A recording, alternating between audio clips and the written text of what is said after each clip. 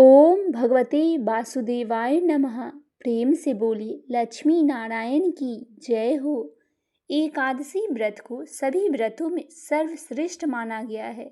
वैशाख मास के शुक्ल पक्ष की एकादशी तिथि को मोहिनी एकादशी का व्रत रखा जाता है।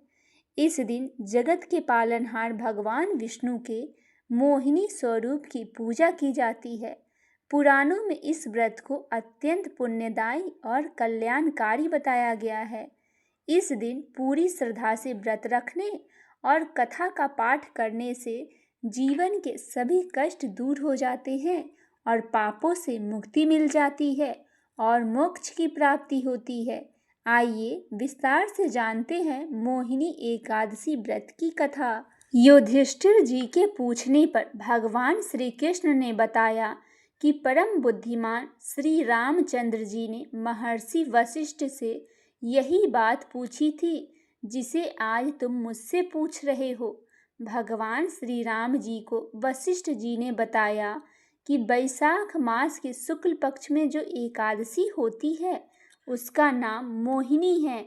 वह सब पापों को हरने वाली है और उत्तम है। उसके व्रत के प्रभाव से मनुष्य मोह जाल तथा पातक समूह से छुटकारा पा जाता है। सरस्वती नदी के तट पर भद्रावती नाम की सुंदर नगरी है। वहाँ चंद्र वंश में उत्पन्न हुए धूतिमान नामक राजा राज्य करते थे।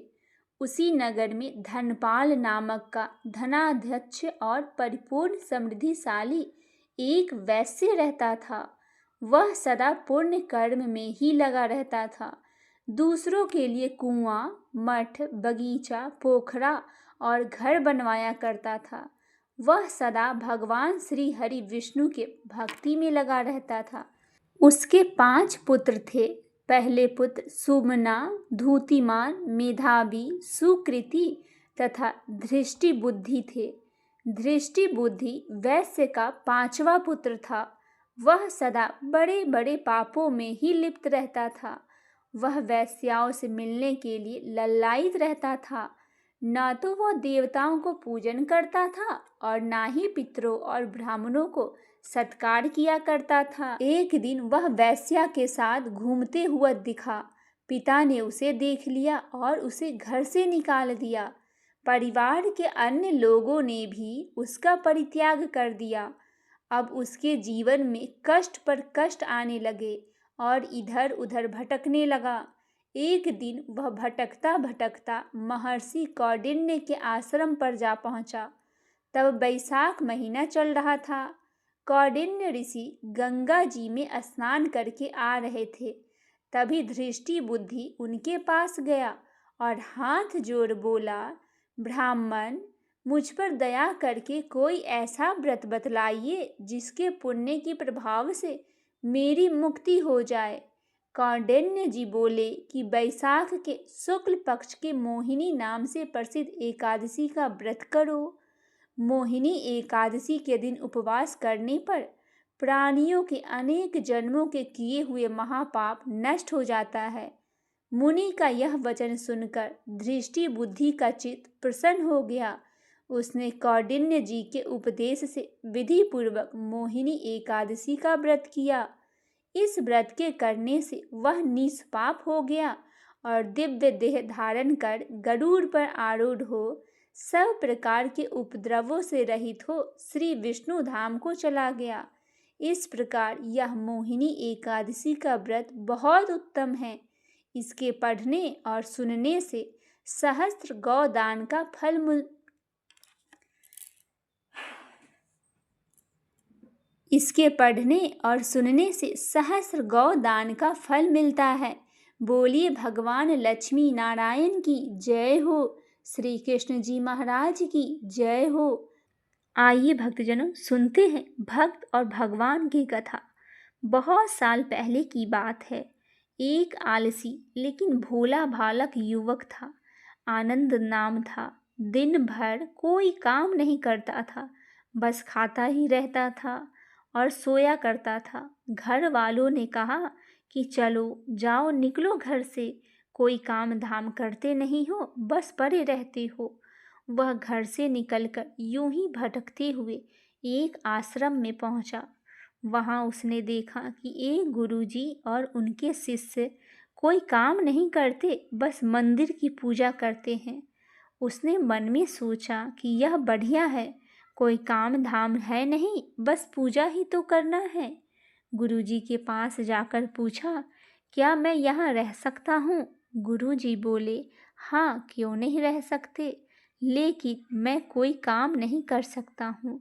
गुरुजी ने कहा, कोई काम नहीं करना, बस पूजा करना होगा। आनंद ने कहा, ठीक है, वह तो मैं कर लूँगा। अब आनंद महाराज के आश्रम में रहने लगा। ना कोई काम, ना कोई धाम, बस सारा दिन खाते रहना और प्रभु भक्ति में भजन गाते रहना। महीना भर हो गया। फिर एक दिन आई एकादशी। उसने रसोई में जाकर देखा कि खाने की कोई तैयारी नहीं है। उसने गुरुजी से पूछा कि आज खाना नहीं बनेगा क्या? गुरुजी ने कहा, नहीं, आज तो एकादशी है, तुम्हारा भी उपवास है। उसने कहा, नहीं, अगर हमने उपवास कर लिया तो कल का दिन ही नहीं देख पाऊंगा। हम तो उपवास नहीं कर सकते, हमें तो भूख लग जाती है। आपने पहले क्यों नहीं बतलाया? गुरुजी ने कहा, ठीक है, तुम उपवास मत करना, पर खाना भी तुम्हारे लिए कोई नहीं बनाएगा, तुम्हें खुद बनाना होगा। मरता क्या न करता, गया रसोई में। गुरुजी फिर आए, देखो, अगर तुम खाना बना लो तो राम जी को भी भोग जरूर लगा देना। नदी के उस पार जाकर बना लो रसोई। ठीक है। लकड़ी, आटा, तेल, घी, सब्जी लेकर आनंद महाराज चले गए। जैसे तैसे खाना भी बनाया। खाने लगा तो याद आया, गुरुजी ने कहा था राम जी को भी भोग लगा देना। लगा भजन गाने, आओ मेरे राम जी, भोग लगाओ जी। प्रभु राम आइए, श्री राम आइए, मेरे भोजन को भोग लगाइए। कोई न आया तो वह बेचैन हो गया। यहाँ तक भूख लग रही है और राम जी आ ही नहीं रहे हैं। भोला मानस जानता नहीं था कि प्रभु साक्षात तो आते नहीं हैं, पर गुरु जी की बात मानना जरूर था। फिर उसने कहा, देखो प्रभु राम जी, मैं समझ गया कि आप क्यों नहीं आ रहे हो। मैंने रूखा सूखा बनाया है और आपको तर मल खाने की आदत है, इसीलिए नहीं आ रहे हो। तो सुनो प्रभु जी, आज वहाँ भी कुछ नहीं बना है, सबको एकादशी है, खाना हो तो यह भी खा लो। श्री राम अपने भक्त की सरलता पर मुस्कुराए और माता सीता के साथ प्रकट हो गए। भक्त असमंजस में गुरुजी ने कहा था कि राम जी आएंगे, पर यहाँ तो माता सीता भी आई है और मैंने तो भोजन बस 2 लोगों का बनाया है। चलो कोई बात नहीं, आज इन्हें भी खिला देते हैं। बोला, प्रभु मैं भूखा रह गया, लेकिन मुझे आप दोनों को देखकर बड़ा अच्छा लग रहा है। लेकिन अगली एकादशी पर ऐसा ना करना, पहले बता देना कि कितने जन आ रहे हैं और थोड़ा जल्दी आना। राम जी उसकी बात पर मुस्कुराए और प्रसाद ग्रहण करके चले गए। अगली एकादशी तक यह भोला मानस सब भूल गया था। उसे लगा कि प्रभु ऐसे ही आते होंगे और प्रसाद ग्रहण करते होंगे। फिर एकादशी आई। गुरुजी से कहा, मैं चला अपना खाना बनाने, पर गुरुजी थोड़ा ज़्यादा अनाज लगेगा, वहाँ 2 लोग आते हैं। गुरुजी मुस्कुराए और बोले, भूख के मारे बावला हो गया है, ठीक है, ले जा अनाज। अब की बार उसने 3 लोगों का खाना बनाया। फिर गुहार लगाई, प्रभु राम आइए, सीता राम आइए, मेरे भोजन को भोग लगाइए। प्रभु की महिमा भी निराली है। भक्त के साथ कौतुक करके उन्हें भी बड़ा मजा आता है। इस बार वे अपने भाई लक्ष्मण, भरत, शत्रुघ्न और हनुमान जी को लेकर आ गए। भक्त को चक्कर आ गया। यह क्या हुआ? एक का भोजन बनाया, यहाँ तो आज ये कितने लोग आ गए, पूरा खानदान लगता है आ गए। आज भी भूखा ही रहना पड़ेगा। सबको भोजन लगाया, बैठे बैठे देखता रहा अनजाने ही उसकी भी आज एकादशी हो गई।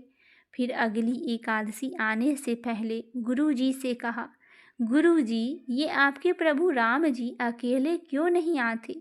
हर बार कितने सारे लोगों को लेकर आ जाते हैं। इस बार ज़्यादा अनाज देना। गुरुजी को लगा कहीं यह अनाज बेचता तो नहीं है, देखना पड़ेगा जाकर। भंडार में कहा, इसे जितना अनाज चाहिए दे दो और छुपकर उसे देखने चल पड़े। इस बार आनंद ने सोचा, खाना पहले नहीं बनाऊंगा, पता नहीं कितने लोग आ जाएंगे, पहले बुला लेता हूँ फिर खाना बनाऊंगा। फिर टेर लगाई, प्रभु राम आइए, श्री राम आइए, मेरे भोजन को भोग लगाइए। सारा राम दरबार मौजूद हो गया। इस बार तो हनुमान जी भी साथ आए थे, लेकिन यह क्या, प्रसाद तो तैयार ही नहीं है। भक्त ठहरा भोला भाला, बोला, प्रभु इस बार मैंने खाना नहीं बनाया। प्रभु ने पूछा, क्यों नहीं बनाया? बोला, मुझे मिलेगा तो नहीं, फिर मैं क्या फ़ायदा बनाने का, आप ही बना लो और खुद ही खा लो।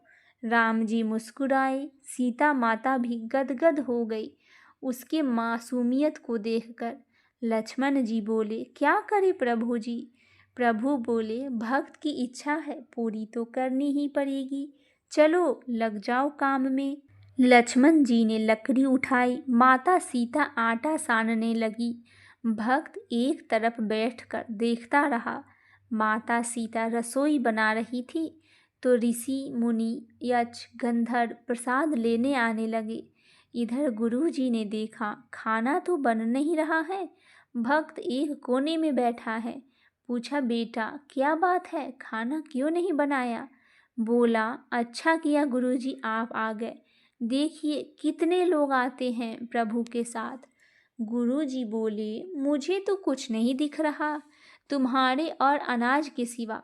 भक्त आनंद ने माथा पकड़ लिया, एक तो इतनी मेहनत करवाते हैं, प्रभु भूखा भी रखते हैं और ऊपर से गुरुजी को दिख भी नहीं रहे, यह और मुसीबत है। प्रभु से कहा, आप गुरुजी को क्यों नहीं दिख रहे? प्रभु बोले, मैं उन्हें नहीं दिख सकता। बोले, क्यों? वे तो बड़े पंडित हैं, ज्ञानी हैं, विद्वान हैं, उन्हें तो बहुत कुछ आता है, उनको क्यों नहीं दिखेंगे आप? प्रभु बोले, माना कि उनको सब आता है, पर वे सरल नहीं हैं तुम्हारी तरह, इसीलिए उनको यह नहीं दिख सकता। आनंद ने गुरुजी से कहा, गुरुजी, प्रभु जी कह रहे हैं कि आप सरल नहीं हैं, इसीलिए आपको नहीं दिखेंगे। गुरुजी रोने लगे और कहने लगे, वाकई मैंने सब कुछ पाया पर सरलता नहीं पा सका तुम्हारी तरह, और प्रभु तो मन की सरलता से मिलते हैं। प्रभु प्रकट हो गए और गुरुजी को भी दर्शन दिए। इस तरह एक भक्त के कहने पर प्रभु ने रसोई भी बनाई। बोली भगवान श्री रामचंद्र जी महाराज की जय हो।